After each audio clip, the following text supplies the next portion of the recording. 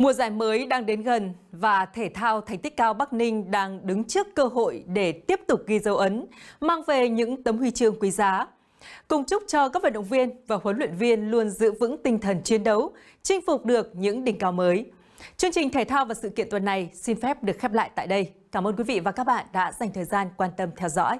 Xin kính chào và hẹn gặp lại.